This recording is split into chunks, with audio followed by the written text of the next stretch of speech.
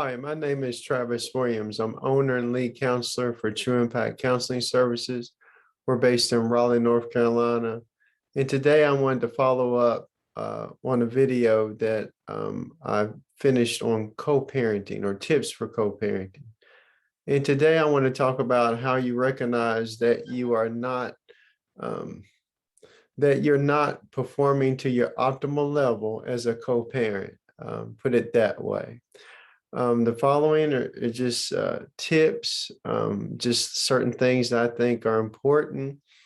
And if you catch yourself falling into some of these, making some of these decisions or behaving in certain ways, I do think it's an indicator that you may want to reach out and work with someone to overcome these struggles. Co-parenting is tough. Uh, it's not an easy job at all, but I also think there's a lot of emotions involved in co-parenting that interfere with our ability to be successful co-parents. And so today, I want to talk a little bit about what some of those indicators are.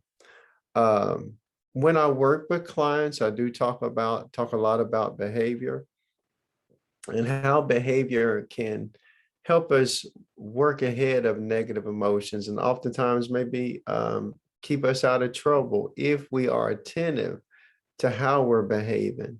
So most of what I'm going to talk about in as far as these don'ts, that things that we don't want to do and that indicate we're not being a very good co-parent, are things that you yourself can try to be aware of. And again, if you catch yourself doing some of these things, it is an indicator that you may want to reach out to a professional and get some help.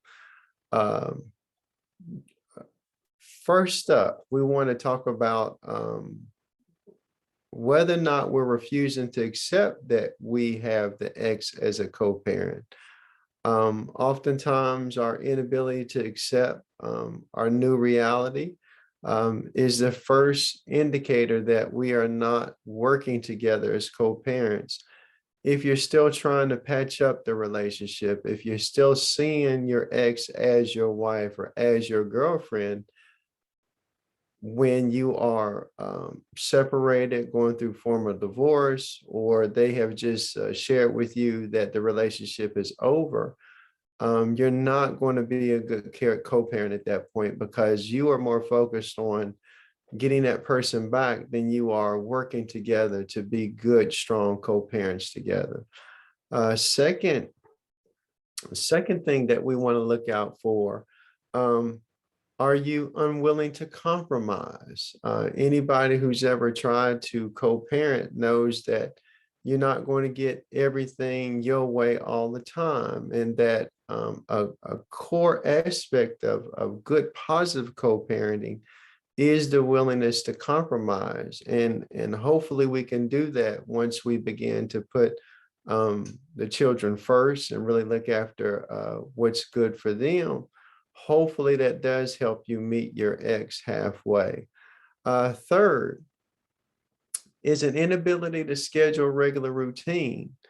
Um, if everything revolves around arguing about the schedule, who does this, who does this, we want to take some time out to kind of work together on those issues.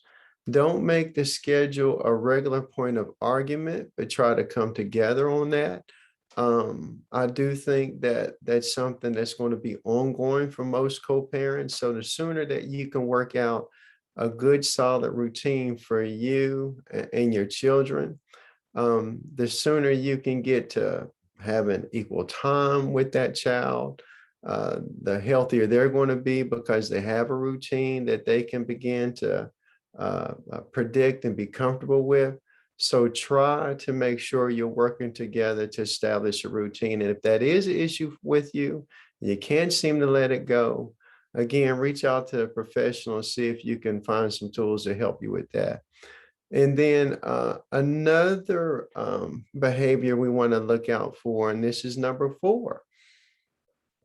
Are you just being way too open with your kids? I know As children get older, we make the mistake of thinking they can handle more, that they have a right to know. Whatever we may say to ourselves in that moment that justifies our lips getting loose and maybe saying too much. But we want to be very careful about saying too much to our children, especially that something that's just age inappropriate. We want to make sure that we respect, our ex-partner, and that we honor them as a co-parent, because we want that child to respect that parent when the other one's not around, and vice versa. And then finally, and again, all these are behaviors and things that I'm hoping that you can look out for and just be mindful not to do. Are you catching yourself belittling, degrading, minimizing the contributions of your ex-partner, either in front of your child, under your breath? It seems to be on your mind. That is an unhealthy place to be at. I do think when you have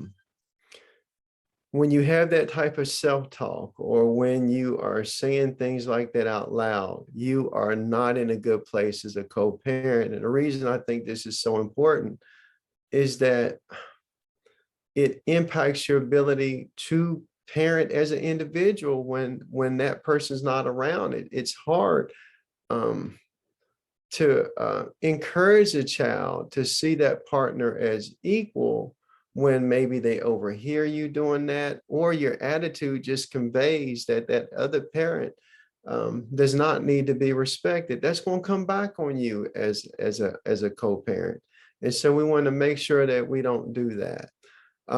Again, these are just tips. I feel like we have to have some type of baseline information in which we can begin to assess our behavior as co-parents. If you're dealing with any of these issues, by all means, please reach out to a professional. There are tools out there that can help you. I also think long-term, this helps our children be much healthier and feel much more secure having two parents that are working together. Until next time, God bless you, God keep you.